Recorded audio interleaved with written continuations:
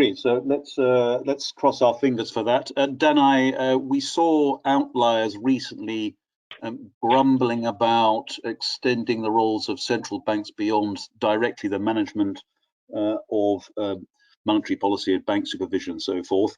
And what do you think about this fascinating suggestion that central banks may play a part in the public-private partnership or cooperation which could help address future crises like this?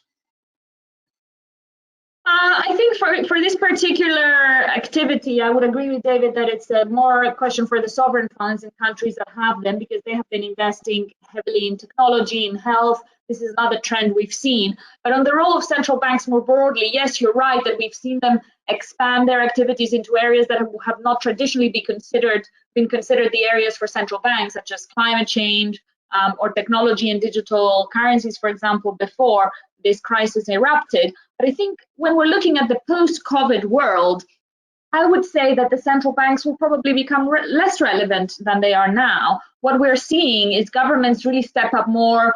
We're seeing this being more of a state response, and the onus is coming onto the finance ministry. So there has already been discussions about the questions of central bank independence before this. I think this trend is also being sped up by the crisis we're seeing now, where this division between central banks and finance ministries is starting to break down. Thank you very much. I'd wanted to slowly draw to a close now with a fundamental question about the role of central banks following the crisis. Firstly, thank you to all of those who've sent in questions. Apologies for the one or two that I haven't had a chance to read out in the interest of continuity and time, but thank you very much. We greatly appreciate your input and engagement. My final question to the panelists is on this fundamental role of central banks in the future. Do we think if economies are reordered and there is a much heavier involvement in the state, even temporarily, in managing economies, that the role of central banks will therefore be somewhat reduced? David? I think it will be reduced to the extent that they will no longer be the independent arbiters that they were supposed to be in the last 20 to 30 years. I remember President Mitterrand of France, one of the great movers behind the Economic and Monetary Union, he once said very dismissively about the central banks that they were mere technicians, like telegraphists, who were simply transmitting the orders given to them by the governments. And of course, that was very badly seen by Germany. But that will be the case because there'll be now more and more interactions jointly between finance ministries and central banks. There may even be de facto mergers between central banks and finance ministers that you might see in places like Japan. There'll still be institutional buildings and different hierarchies and so on, but to all intents and purposes, you might actually end up more or less merging the MOF and the Bank of Japan. And they'll no longer be the proud independent souls that they've learnt to be in the last 20 to 30 years.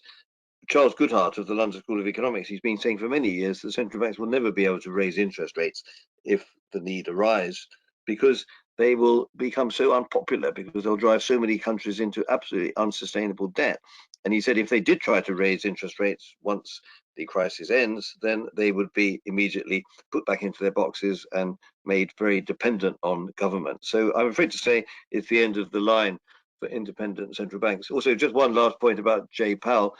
I was really shocked to hear, Mark, that Mr. Trump has actually praised Mr. Powell. As you said, that was really shocking news, and that really doesn't bode very well, does it, for the future of the Federal Reserve? They must be doing something wrong if the President of the United States has praised them. And what do you think, Mark? That's absolutely true. But what do you think about the broader point that central bank independence may perversely be threatened by this crisis because of the state need to directly intervene in the economy? Well, I think there are definitely going to be profound ramifications. I mean, this question of fiscal dominance we've seen in many countries throughout the world, where fiscal debt gets sufficiently high that it begins to dictate monetary policy outcomes. David just discussed this. There's these questions of financial repression. For me, this is worrisome development because in the United States, my feeling has always been that we needed a flexible tool for stabilization. Fiscal policy was not that tool. Fiscal policy is frequently a mess. We have our politics surrounding it.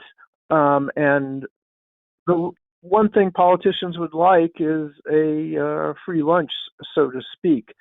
So I think it's very important. In my lifetime, I thought it was very important to have independent central banks. I do think the crisis will have implications for that. But it brings me back to my point. I still think we're going to need some independent tools for macro stabilization. So if the central bank's freedoms are going to be impinged upon in the future, I think that we need to figure out principles and structures for relationships between finance ministries and central banks, rather than just assuming willy-nilly that finance ministries and governments can make the central banks totally subservient and boss them around. I think that would be create negative outcomes. Thank you, Mark. Danai, I think if I can take liberties with what Mark's just said and suggest that politicians will continue to want someone who can't answer back to blame for economic problems, which is another role that central banks fill, being a bit tendentious here.